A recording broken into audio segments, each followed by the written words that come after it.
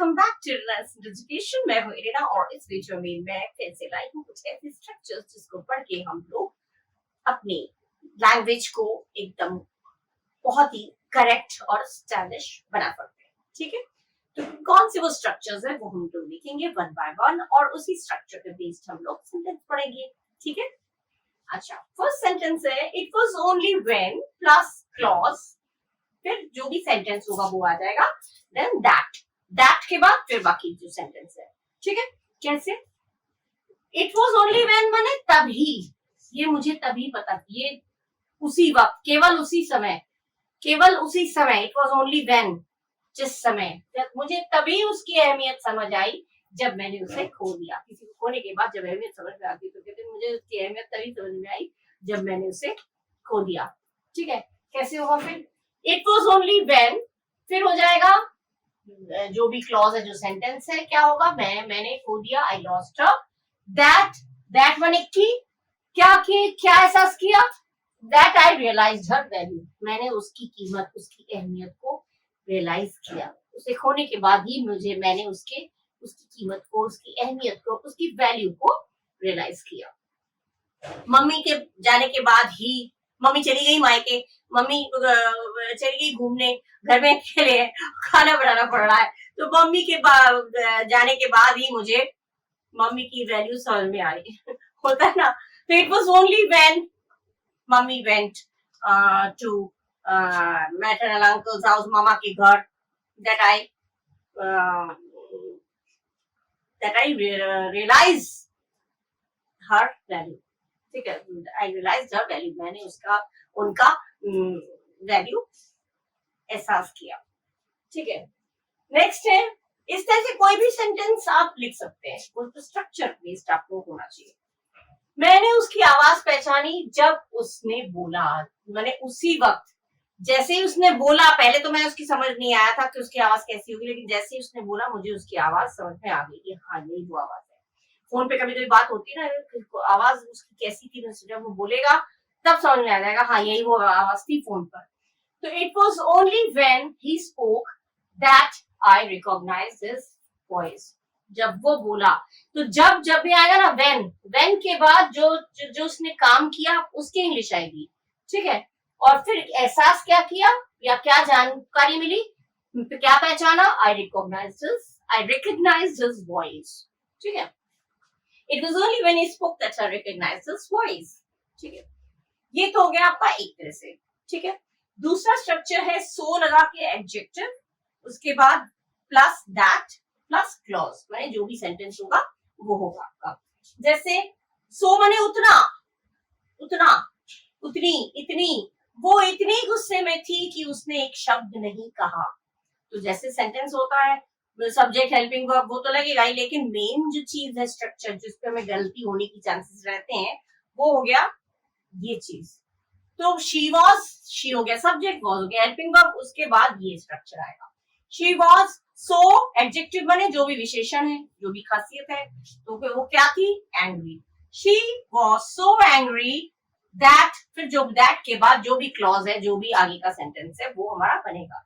That she didn't say a word, कि उसने एक शब्द नहीं कहा। That she didn't say a word, मैं इतनी गुस्से में थी कि मैंने उससे बात ही नहीं की। I was so angry that I didn't talk to him या talk to her। ठीक है, नहीं की। ठीक है, इस तरह से सेंटेंस होगा। कोई भी सेंटेंस बता रहे हैं सकते हैं। ठीक है, कल इतनी ठंड थी कि हम पूरा दिन अंदर ही रहे, घर के अंदर रहते हैं ना, हम पूरा दिन, भैया बहुत ठंड है बाहर नहीं जाएंगे, तो कल इतनी ठंड थी कि हम पूरा दिन घर पे ही रहे या अंदर ही रहे। तो it was so cold yesterday that we stayed inside all day। It was so cold yesterday that we stayed inside all day। इतनी ठंड थी कि हम लोग सारा दिन, all day माने सारा दिन, हम लोग अंदर ही रुके रहे, अंदर ही रहे। ठीक है, इस तरह से वो इतना स्मार्ट लग रहा था कि मेरी नजर उससे हट ही नहीं रही थी। इस तरह से सेंटेंस होगा। तो he was looking so smart that I cannot help myself looking at her। मैं अपने आप को रोक नहीं पाया उसकी तरफ से नजर हटाने के लिए, उसको देखता ही रहा। तो ये इस तरह से कुछ भी हो सकता है। ठीक है, उसकी ड्रेस इतनी अच्छी थी कि वो बहुत सुंदर लग रही थी. हर ड्रेस वाज सो, अच्छी के लिए एडजेक्टिव, सो नाइस, दैट माने कि शी वाज लुकिंग ब्यूटीफुल या शी लुक्ड ब्यूटीफुल. ठीक है, इस तरह से कोई भी सेंटेंस, आप सेंटेंस अलग से भी मैं बता देती हूँ, जिससे कि कोई सेंटेंस अगर आपके मन में आए तो वो इसी तरह से फ्रेम करके आप बना सकते हैं. स्ट्रक्चर मेन है. ठीक है, ये सारे सेंटेंसेस में पढ़ा तो रही हूँ, और आप लोगों को अगर अच्छा लगता है तो, अगर आप लोग मेरे चैनल में नए हैं, सब्सक्राइब नहीं किया तो प्लीज सब्सक्राइब जरूर करिएगा, लाइक करिएगा, खूब शेयर करिएगा, खूब पढ़िएगा. ओके, अब हम नेक्स्ट स्ट्रक्चर में मूव करेंगे. Okay, now the next one is had it not been for plus noun and then rest of the sentence. ठीक है, had it not been मतलब अगर ऐसा नहीं होता तो करके बाकी सेंटेंस जोड़ देंगे. कैसे? अगर तुम्हारा सहारा ना होता तो मैं हार मान लेता. जब किसी का हेल्प हमें मिल जाता है, सपोर्ट मिल जाता है, सहारा मिल जाता है, फिर तुम्हारा सहारा नहीं होता तो मैं तो हार मान लेता. ठीक है, तो had it not been for your support, देखिए had it not been for क्या तुम्हारा सपोर्ट, नाउ बात किसकी हुई, your support. had it not been for your support, बाकी सेंटेंस क्या, I would have given up, मैं हार मान लेता. अगर तुम नहीं आती तो मैं गुस्सा आ जाता. तो had it not been for your coming, I would have करके become annoyed of you, मैं तुमसे गुस्सा आ जाता. ठीक है, तो I would have become annoyed of you. ठीक है, इस तरह से सेंटेंस देखिए, अलग मैंने बताया तो अलग सेंटेंस भी इसी तरह से हो जाएगा. ठीक है, अगर तुमने मेरी मदद नहीं की होती तो had it not been for your help या for your support, I would have, मैं हार मान लेता, मैं तो चला जाता, मैं सब कुछ छोड़ देता. I would have given up everything, कुछ भी हो सकता है. ठीक है, अगर बारिश नहीं हुई होती तो हम बाहर गए होते, मतलब ये काम पास्ट में हो चुका है, लेकिन अगर ऐसा नहीं होता तो ये होता. ठीक है, तो had it not been for the rain, ठीक है, the rain हो गया noun. had it not been for the rain, उसके बाद सेंटेंस के we would have gone out, हम लोग, have जब भी आएगा ना वर्ब का तत्फॉर्म आएगा. would have करके, would अकेला होता है तो वर्ब का तत्फॉर्म नहीं होता. would जो है वो मॉडल ऑक्सिलरी वर्ब है, would should के साथ अकेला करूंगा तो हेल्पिंग वो जो वर्ब है वो फर्स्ट फॉर्म होगा, लेकिन जब have आ जाता है would have, could have, should have, तो उसके साथ हमेशा वर्ब का तत्फॉर्म होता है. तो we would have gone out, go went gone, we would have gone out. अगर बारिश नहीं होती तो मैं, अगर तुम नहीं आती तो मैं आ जाता, तुम मेरे घर नहीं आती तो मैं आ जाता. तो if had it not been for your coming, I would have come to your house. ठीक है, इस तरह से बन जाएगा. कमिंग क्यों बोला, तुम्हारा आना नहीं होता तो मैं चला जाता, तो इस तरह से जेरन टाइप में आ जाता है. किसी तरह से भी कोई भी सेंटेंस इस तरह से आप फ्रेम करके बता सकते हैं. नेक्स्ट है द कंपैरेटिव सेंटेंस, उसके बाद द कंपैरेटिव, मतलब जितना उतना, जितना तुम चिल्लाओगे उतना मैं तुमसे नाराज रहूंगा, जितना उतना. ठीक है, जितनी तुम मेहनत करोगे उतना ही तुम ऊपर उठोगे, जितना उतना. इस तरह के जब सेंटेंस आते हैं तो कंपैरेटिव डिग्री जो है ना, एक तो पॉजिटिव डिग्री होता है, कंपैरेटिव होता है, एक सुपरलेटिव होता है. ठीक है, तो डिग्री आप लोग पढ़े होंगे, नहीं है पढ़े हैं तो मेरे चैनल में आपको मिल जाएगा डिग्रीज. कंपैरेटिव क्या होता है, पॉजिटिव में किसी के साथ तुलना नहीं होती है, जैसे she is a good girl, अच्छी लड़की है, तुलना नहीं किया.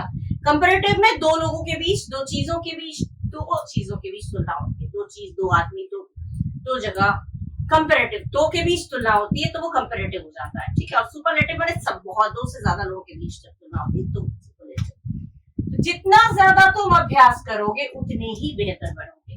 ठीक है, तो द के बाद द कंपैरेटिव हो गया मोर.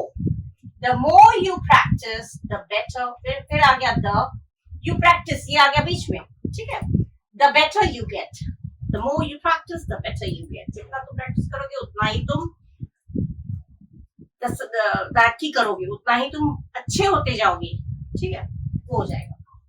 तुम जितना झूठ बोलोगे उतनी ही परेशानी में फंसोगे.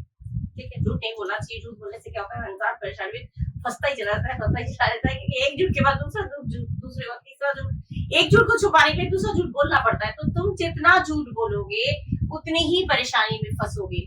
तो the more you lie the more you will be in trouble, the worse will be your trouble. इस तरह से बोल सकते हो, उतनी परेशानी तुम्हारी बदतर होती जाएगी. तो मोर अगर नहीं देना चाहते, verse the worse will be your trouble.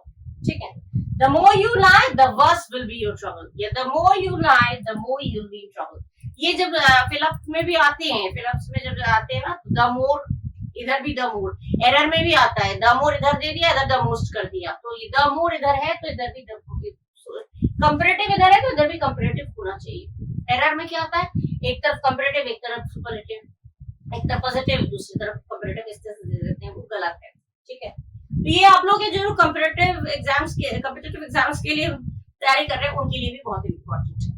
जो कंपटीशन की तैयारी कर रहे हैं कॉम्पिटिटिव एग्जाम्स के लिए, उनके लिए इंपॉर्टेंट है, और ये वैसे भी बोलचाल में तो है। ठीक है ना, अच्छे sentences. Now let alone noun plus verb plus I N G, मतलब तो दूर की बात है, ये काम तो दूर की बात है, इतना तो आता नहीं है, ये तो दूर की बात है, बोलते हैं ना, तो दूर की बात है, इस तरह से आएगा, तो लेट अलोन करके आएगा। ठीक है, सेंटेंस जैसे वो ठीक से चल भी नहीं सकता, दौड़ना तो दूर की बात है, वो ठीक से चल भी नहीं सकता, दौड़ना तो दूर की बात है, तो he can't even walk properly, let alone run। हूबहू एकदम ट्रांसलेशन नहीं होता, मैंने पहली बार बोला है, पहले भी कई बार बोला है, एकदम हूबहू ट्रांसलेशन नहीं होता। ठीक है, तो he can't even walk properly, let alone run। let alone run माने दूर की बात है, दौड़ना तो दूर की बात है। वो मुझसे बात तक नहीं करती, मदद करना तो दूर की बात है।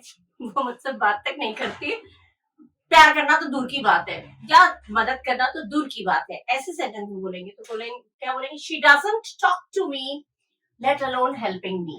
वर्ब प्लस आईएनजी भी लगा सकते हैं, नाउन वैसे भी लगा सकते हैं।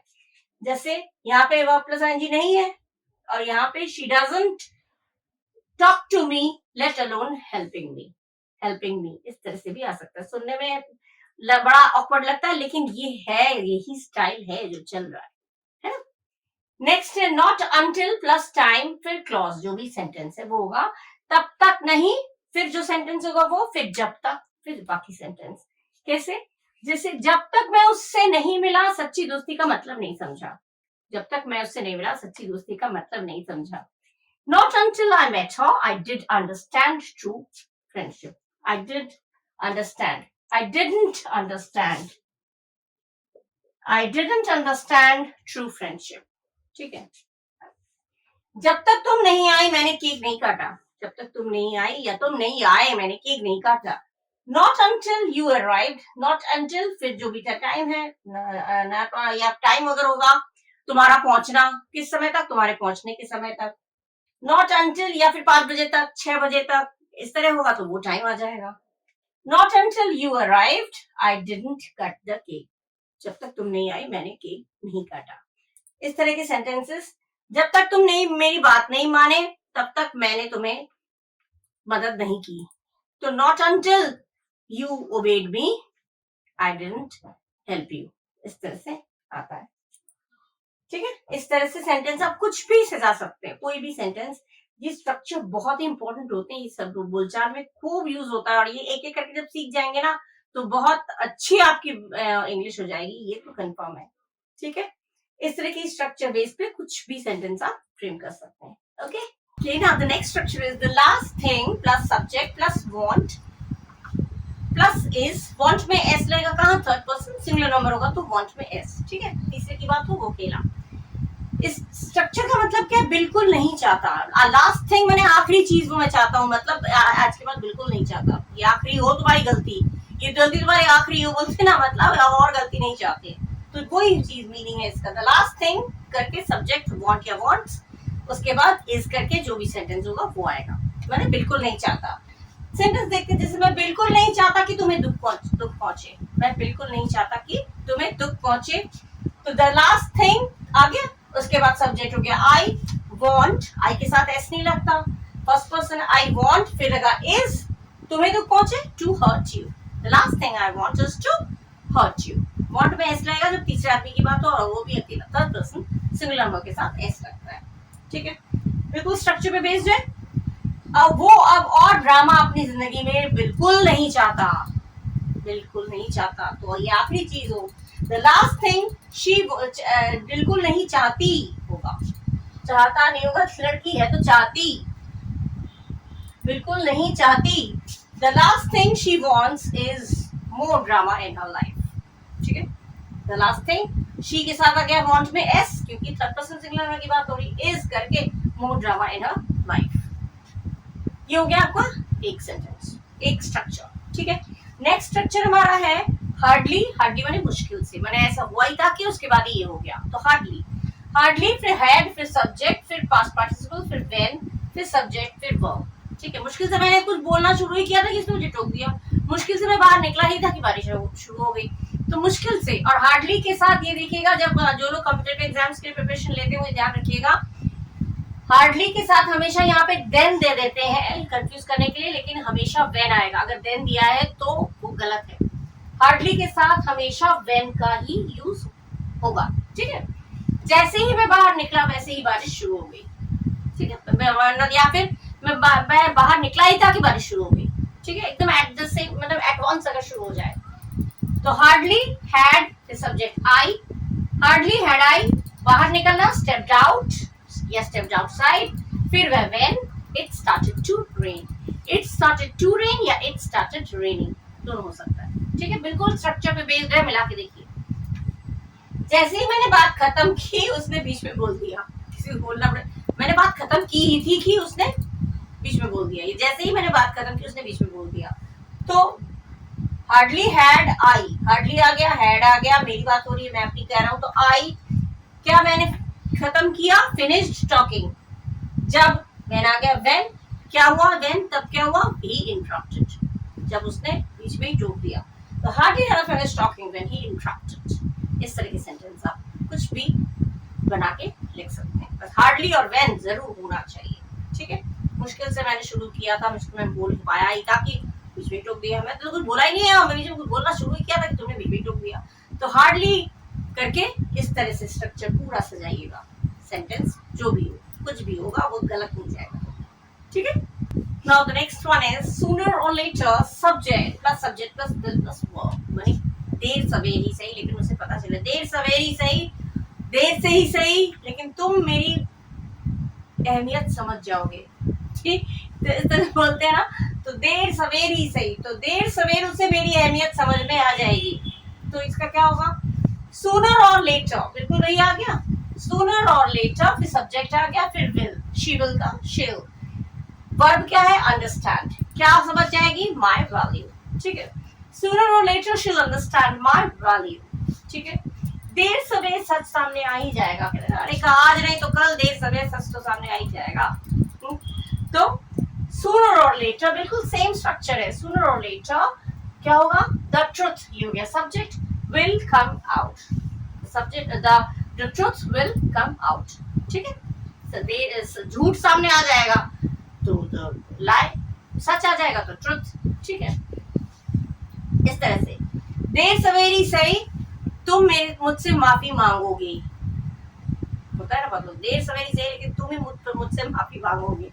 तो सूनर और later you will apologize to me, apologize माफी मांगना, you will apologize to me, इस तरह से सेंटेंस आएगा। कोई भी सेंटेंस मैं एक्स्ट्रा बना के दे देती हूँ जिससे कि आपको अंदाजा हो जाए कि अच्छा ऐसा सेंटेंस होगा, तो इस तरह से हमें सजाना है, ठीक है। नेक्स्ट है little did plus subject plus know, know मैंने जानना, रियलाइज मैंने एहसास होना, दैट मैंने उसे जरा भी अंदाजा नहीं, लिटिल मैंने बहुत कम ही से पता है, मतलब ना के बराबर पता है, उसे जरा भी अंदाजा नहीं, डैश डैश डैश जो भी होगा सेंटेंस, ठीक है।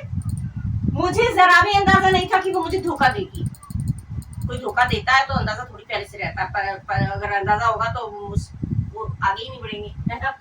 तो मुझे जरा भी अंदाजा नहीं था कि वो मुझे धोखा देगी। Little did I know, little did subject हो गया आई, फिर नो पता था या जानती थी, जानता था, लिटिल डिड आई नो, फिर दैट की आ गया, क्या आएगा, she would betray me, little did I know that she would betray me, betray मैंने धोखा देना। उसे जरा भी एहसास या अंदाजा नहीं था कि हालात कितने गंभीर थे हो जाएगा पास्ट टेंस, तो वाज, ठीक है। उसे जरा भी एहसास या अंदाजा नहीं था कि हालात कितने गंभीर थे। Little did he realise how serious the situation was, little आया, डिड आया, ही आया सब्जेक्ट, फिर realise how serious the situation was. इस तरह के सेंटेंसेस बहुत अच्छे लगते हैं और इस तरह के सेंटेंस आप लोग खूब पढ़िएगा, one by one, step by step, एक एक स्ट्रक्चर जब आप पढ़ते जाएंगे तो आपकी इंग्लिश बहुत कुछ कवर हो जाएगा, बहुत कुछ ऐसी चीजें हैं जो आपको समझ में आ जाएगा। ठीक है, इंग्लिश में ही सोचिए, इंग्लिश में ही लिखिए, इंग्लिश में ही बोलिए, हिंदी बना के इंग्लिश नहीं बनाना है।